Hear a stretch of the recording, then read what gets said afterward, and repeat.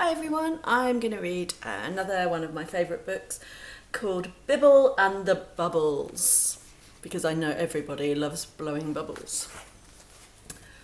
Bobby liked blowing bubbles. Loopy bubbles, gloopy bubbles, even stretchy, droopy bubbles. Some went pop on next door's hedge, some went sailing over the roof, and some just floated up, up, up, up. But where did they go? 667 million miles away stood Bibble.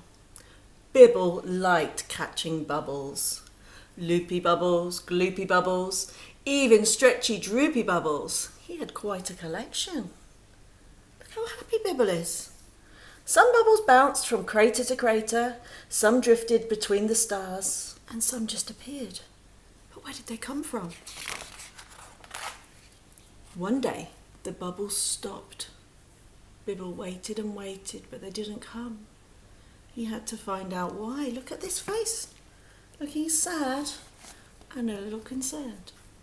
He took his collection of bubbles and worked away, putting a springy bubble here and a bouncy bubble there, until he had built a bubble spaceship. Bibble got inside, pressed a bubble button, and in a second he was off. 667 million miles away, Bobby's bubble bottles were empty. He was watching the clouds when he saw the strangest bubble. Who was it? Bibble. It came nearer and nearer and nearer until it landed, and Bibble climbed out of the spaceship. Bobby is looking pretty happy. Bobby stared at Bibble. Bibble blinked at Bobby. "What's your name?" asked Bobby. "Bibble," said Bibble. "How did you get here?" asked Bobby. "Bibble, wibble, bubble," said Bibble.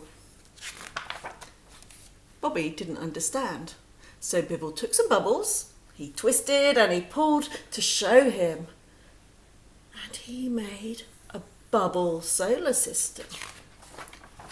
Then Bobby understood, so together they made some more bubble mixture.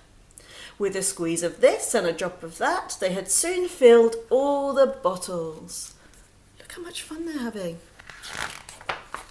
This time Bobby blew loopy bubbles and gloopy bubbles, but also spiky bubbles and squeaky bubbles. He blew pretty musical bubbles and bubbles that tasted of ketchup and jam. When Bibble caught the bubbles, they didn't pop. Bibble could make bubble animals, bubble buildings, even bubble bicycles that he could ride. Can you see? We've got a Bibble giraffe, a bubble Eiffel Tower, a bubble bicycle, and a bubble bunny. Bobby wanted Bibble to stay forever, but he saw the way that Bibble watched the bubbles float away. This world was not his home, and it was time to say goodbye. Bobby watched as Bibble built his spaceship. Then he waved and waved until Bibble was just a bubble in the sky. Bobby was not sure if blowing bubbles would ever be the same again. But then Bobby found a special present waiting for him. A bubble that didn't pop. And blowing bubbles is better than ever. Now Bobby knows where the bubbles go, and Bibble knows where to find them. The end. And all the little bubble memories there. What a lovely book. Bye-bye.